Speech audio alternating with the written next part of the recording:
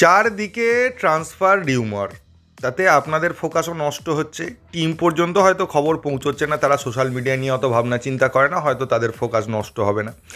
কিন্তু আমি যতই ভাবি না কেন যে মোহনবাগানের ফাইনাল হওয়ার আগে এই সমস্ত রিউমারে না গেলেই ভালো হয়, এটা মোহনবাগান টিমের জন্য লাভজনক। কিন্তু সেটা বললে কী হবে, বাকি চ্যানেলগুলো তো আর মোহনবাগানকে নিয়ে ভাবনা চিন্তা শুধু করে না, তারা সব কিছু নিয়েই ভাবনা চিন্তা করে এবং রিউমার যখন আসছে, খবর যখন উঠেছে, কোনো লিঙ্ক পাওয়া গেছে, সেই খবরে মার্কেট ছেয়ে যাবে এবং ন্যাচারালি আমাদের সমর্থকদেরও মাথাটা বা ফোকাসটা ফাইনাল থেকে ঘুরে চলে যাচ্ছে সামনের বছর কে আসবে, কে থাকবে, কে থাকবে না।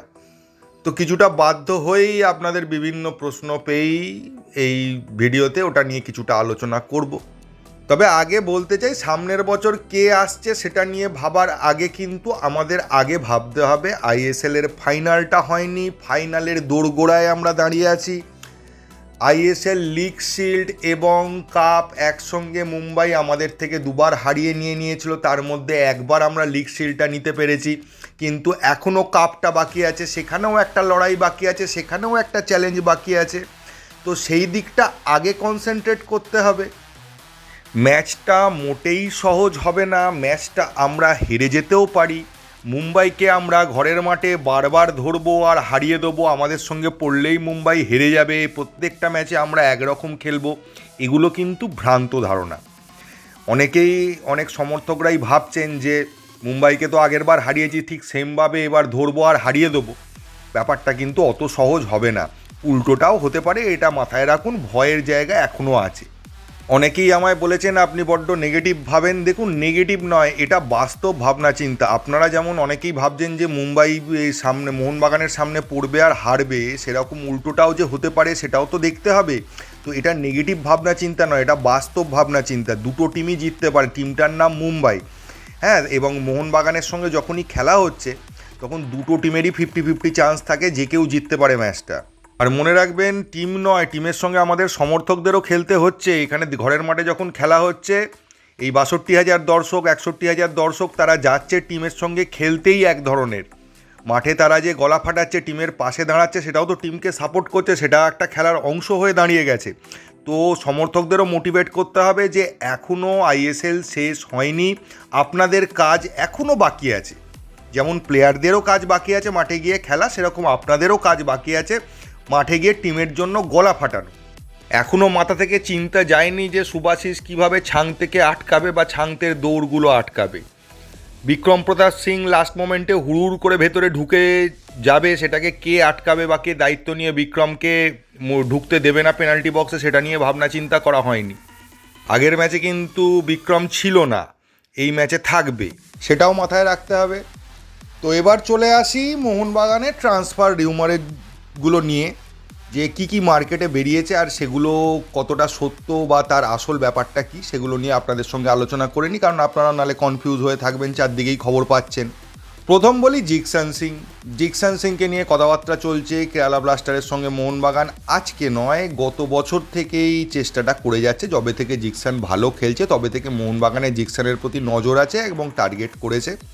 তো স্বাভাবিকভাবেই আবার যখন ট্রান্সফার সিজন আসছে, আবার একটা নেগোসিয়েশনের জায়গায় যাচ্ছে মোহনবাগান এবং কেরালা ব্লাস্টার। তারা নিজেদের মধ্যে আলোচনা করছে। আগেরবারও আপনারা যেরকম দেখেছিলেন, সাহালকে নিয়ে অনেক আলোচনার পর লাস্ট মোমেন্টে গিয়ে সাহালের সঙ্গে প্রীতমকে সোয়াপ করে একটা ডিল ফাইনালাইজ হয়। তো জিকসানের সঙ্গে সেই লেভেলেরই কথাবার্তা চলছে। সাহালকেও আপনারা জানেন যে নিশ্চয়ই গতবারই প্রথম মোহনবাগান সাহালকে নিয়ে কথা বলেনি, আগে থেকেই চেষ্টা চলছিল। যে সময় মনে হয়েছে কেরালার ছাড়ার সম্ভাবনা রয়েছে বা কেরালার একটা টাকার দরকার আছে, ট্রান্সফার ফি নিয়ে ছাড়তে পারে, সেই মুহূর্তে জিনিসটা নিয়ে নেগোশিয়েট করা হয়েছে এবং সেটা পরে ফাইনালাইজ হয়েছে। তো এখনও জিকসানকে নিয়ে সেই নেগোসিয়েশনের জায়গাটাই চলছে, কথাবার্তা চলছে। সেরকম হলে যদি মানে কেরালা ব্লাস্টারের থেকে পজিটিভ সিগন্যাল পাওয়া যায় বা ট্রান্সফার ফিতে মোহনবাগান রাজি হয়ে যায়, তাহলে সেটা কনফার্ম হয়ে যাবে এবং ডিলটা ডান হবে। কিন্তু এই কথাবার্তা যে হঠাৎ শুরু হয়ে গেছে আইএসএল শিল্ড জেতার পর, এরকম কিন্তু ব্যাপারটা নয়। ব্যাপারটা ভেতর থেকে অনেক দিনই কথাবার্তা চলছিল, সেই খবরগুলো আস্তে আস্তে বাইরে আসছে। কারণ খেলা শেষ হয়ে যাচ্ছে বা ট্রান্সফারের দিকে সবাইকে নজর দিতে হবে বলে ট্রান্সফারের খবরগুলো এক এক করে বাইরে আসছে।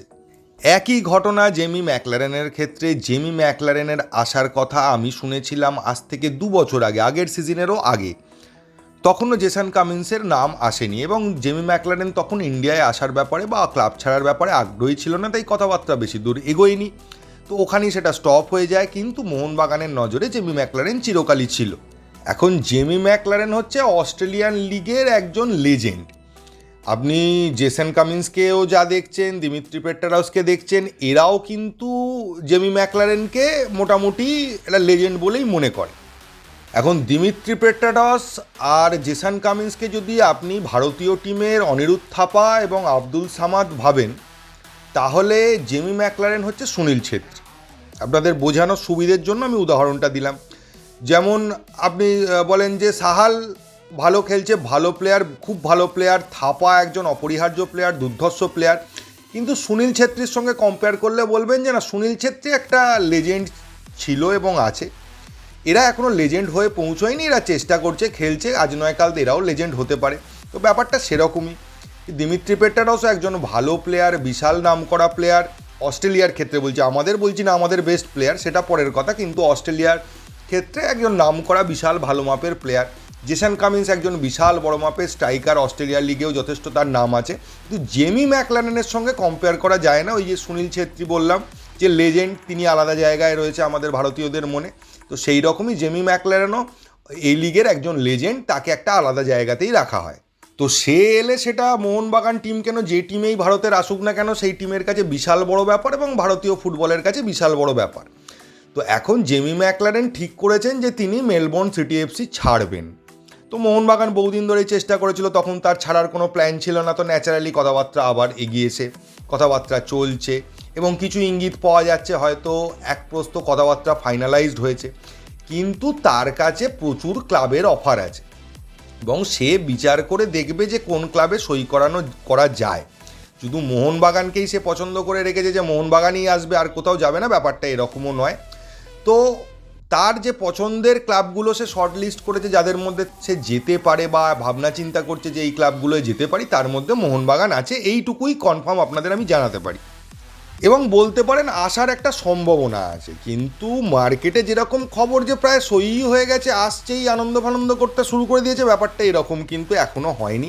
যতক্ষণ না ট্রান্সফার সিজন ওপেন হচ্ছে, যতক্ষণ না অফিসিয়াল সই হচ্ছে, ততক্ষণ এটাকে কনফার্ম বলা চলে না। মানে একটা কথা আছে, যতক্ষণ না খেয়ে উঠে আঁচাবেন বা মুখ ধোবেন, ততক্ষণ বলা যাবে না যে আপনি খেয়েছেন, কারণ তার আগেও আপনার খাওয়াটা কোনো কারণে বন্ধ হয়ে যেতে পারে বা ব্যাঘাত ঘটতে পারে, খাওয়াটা নাও হতে পারে। তো সেই রকমই ব্যাপার যে জেমি ম্যাকলারেনের মাঝখানে অনেক কিছু হয়ে নাও আসতে পারে। তো যতক্ষণ না কনফার্ম হচ্ছে, যতক্ষণ না সই হচ্ছে, ততক্ষণ বলা যাচ্ছে না যে জেমি ম্যাকলারেন আসছেই। তবে হ্যাঁ, ভালো সম্ভাবনা আছে আসার। শুধু 4 তারিখ ফাইনালটা হতে দিন না, তারপর রোনাল্ডো, মেসি, সুয়ারেজ, আরও নেইমার, যে যেখানে আছে সবাই একবার করে লিঙ্ক আপ হবে মোহনবাগানের সঙ্গে, মুম্বাইয়ের সঙ্গে, ইত্যাদি ইত্যাদি হবে এগুলো।